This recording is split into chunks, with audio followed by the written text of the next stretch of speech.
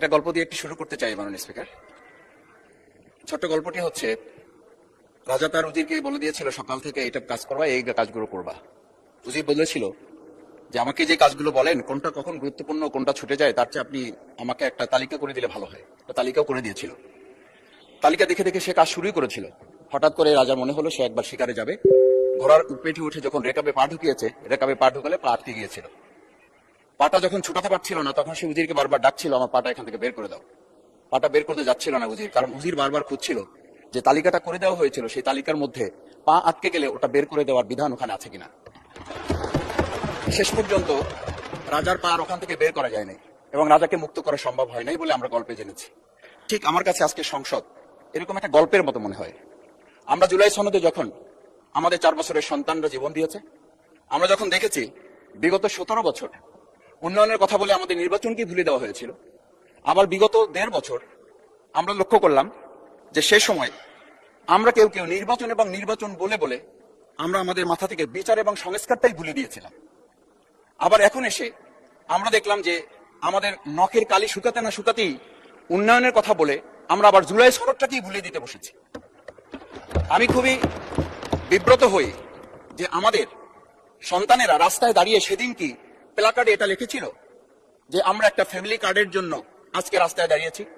সেদিন তারা দাঁড়িয়েছিল, মাননীয় স্পিকার, সেদিন তারা দাঁড়িয়েছিল, লেখা ছিল রাস্তাগুলোতে আমাদের সন্তানেরা বুকে গুলিবিদ্ধ হয়ে পা হারিয়ে চোখ হারিয়ে দাঁড়িয়ে রাস্তা ব্যারিকেড দিয়ে লেখা ছিল রাস্তা সংস্কারের কাজ না, রাষ্ট্র সংস্কারের কাজ চলছে। আমরা যেন সংস্কারের কথাটা মাথায় নিতে পারছি না। আমরা সংস্কারের পরিবর্তে এখন আমরা সংশোধনের দিকে যাচ্ছি। আমরা তো এই সংশোধনের জন্য আমাদের ছেলেরা, আমাদের তরুণ যুবকরা, আমাদের জনতারা কাজ করে নাই। আমি একটা কথা পরিষ্কার বলি, অ্যামেন্ডমেন্টের জন্য তো শেখ হাসিনাও সেদিন অফার করেছিল 24 ঘন্টা দরজা খোলা আছে, তোমরা সংশোধনের জন্য আসো। সেদিন এই ছাত্র জনতা সংশোধন মেনে নেয়নি, তারা সংস্কারের জন্য কথা বলতে চেয়েছিল। আজকে আমরা সংস্কারটা মাথায় নিতে পারছি না কেন? মাননীয় স্পিকার, আমি আর একটা কথা আপনাকে একটু স্মরণ করানোর জন্য বলছি। আমরা ছোট সময় আমি বাংলায় সাহিত্যে অনার্স করে, আজকে আমাকে আপনি স্নেহের সাথে মাসুদ বলে বলেছেন। আমার সংসদের নাম শফিকুল ইসলাম। এই মাসুদ নামটা যারা একেবারে খুব আমাকে স্নেহ করেন, আদর করেন, তারাই ডাকেন।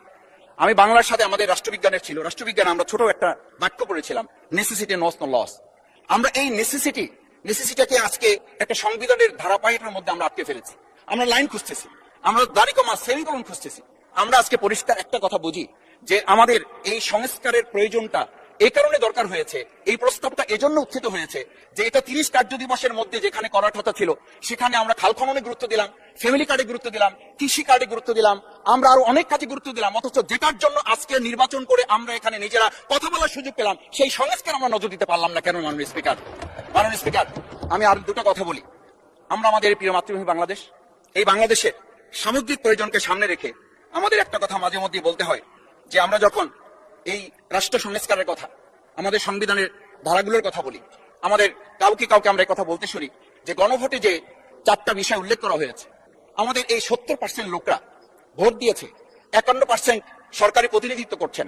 আমি তো একটা কথা যদি পরিষ্কার করে সরকারি বেঞ্চে যারা আছেন, ট্রেজারি বেঞ্চে যারা আছেন, তাদের বিনয়ের সাথে যদি জিজ্ঞেস করতে চাই যে আমরা 51% ফ্যামিলি কার্ডের পক্ষে ভোট দিয়েছে আর আমাদের 70% তো জুলাই সনদের ভিত্তিতে রাষ্ট্র গঠনের পক্ষে ভোট দিয়েছে, আমরা তাহলে 51%কে গুরুত্ব দিয়ে ফ্যামিলি কার্ড বিতরণ করে জনগণের সেই 17 বছরের উন্নয়নের কথা বলে কি আমরা মূল জায়গা থেকে আমাদের দেশের জনগণকে আবার আরেকটা জায়গায় নিয়ে যেতে চাচ্ছি? এমন করে যে আমরা লক্ষ্য করছি, আমরা বলি সবার আগে বাংলাদেশ, আমরা বলি সবাই মিলে বাংলাদেশ। আমি তো তা লক্ষ্য করছি না। আমাদের আশঙ্কার জায়গাটা, আমাদের উদ্বেগের জায়গাটা, উৎকণ্ঠের জায়গাটা মাননীয় স্পিকার ওইখানে যে 11টা সিটি কর্পোরেশনের প্রশাসক বদল হয়েছে। আমরা কি লক্ষ্য করলাম না সবাই মিলে যদি বাংলাদেশ হয় তাহলে সরকারি দলের বাইরে একজন যোগ্য লোক সৎ কি মানুষ মানে খুঁজে পাওয়া গেল না? মাননীয় স্পিকার আরেকটা কথা বলি, 42টা জেলা প্রশাসক বদল হয়েছে। মাননীয় স্পিকার, এই পাশ থেকে প্রায় কথা বলি যে এখানে বলা হয়েছে যে আমরা সবাই মিলে বাংলাদেশ, সবার বাংলাদেশ যখন বলি সবাই মিলে দেখি টেবিল চাপড়িয়ে আমরা এই মহান জাতীয় সংসদকে খুবই সরগরম করে ফেলি।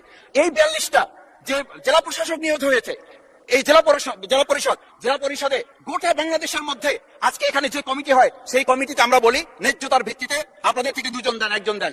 মাননীয় স্পিকার, খুবই বিনয়ের সাথে জিজ্ঞেস করি, আমরা কি সেই নতুন বাংলাদেশের দিকে যেতে পেরেছি যেই বাংলাদেশে এই 42 জন জেলা পরিষদের একজন জেলা পরিষদকে আমরা কাউকে খুঁজে বের করতে ওখানে ন্যায্যতার ভিত্তিতে দিতে পারলাম না? মাননীয় স্পিকার, আমরা তত্ত্বাবধায়ক আমাদের অন্তর্বর্তীকালীন সময়ে যখন এক দুই জায়গায় এরকম প্রশাসক নিয়োগ হয়েছে, আমরা বললাম এটা সংবিধান লঙ্ঘন এবং এটা গণতন্ত্রের সাথে সাংঘর্ষিক। আজকে গণতন্ত্রের নির্বাচনের ভিত্তিতে আমরা যখন একটা সরকার পেলাম, সেই সরকারে স্থানীয় নির্বাচনের দিকে না গিয়ে যেখানে সরকারের প্রশাসক ছিল তাদেরকে তড়িঘড়ি করে বদল করে বিশ্ববিদ্যালয় গেল থেকে শুরু করে নিজ দলীয় লোক গ্রহণ করে আমরা কি এটা বলতে পারি যে সবাই মিলে বাংলাদেশ এবং সবার আগে বাংলাদেশ আসলে এটা আমাদের দেশে আসছে? আমরা বলতে পারি না বিধায়ী আজকে জুলাই সনদ বাস্তবায়ন এবং তার ভিত্তিতে আমাদেরকে এখানে শপথ গ্রহণ করানো হয়েছে। আমাদের এই ট্রেজারি বেঞ্চ থেকে আমাদেরকে বলা হয় এটাই নাকি অবৈধ হয়েছে। অবৈধ একটা কাজ জাতীয় সংসদে আমাদের কাছে কাগজ প্লেস করেছে কে? যারা প্লেস করেছে তাহলে তাদেরকে তো আগে আইনের আওতায় নিয়ে আসা উচিত। এই অবৈধ কাজে আমাদেরকে কারা সহযোগিতা করেছেন? এই অবৈধ প্রবর্তন আমাদেরকে কে দিয়েছেন? এটা তো আমরা জোর করে কেউ ঘরের পকেট থেকে আমরা নিয়ে আসি নাই। মাননীয় স্পিকার, আমি তো বাউফল থেকে আমার এই মানে সংস্কারের শপথের জন্য আমি তো কাগজ বাউফল থেকে নিয়ে আসি নাই, এখান থেকে দেওয়া হয়েছে। মাননীয় স্পিকার, সবশেষ বলবো, আসুন সময় থাকতে নাহলে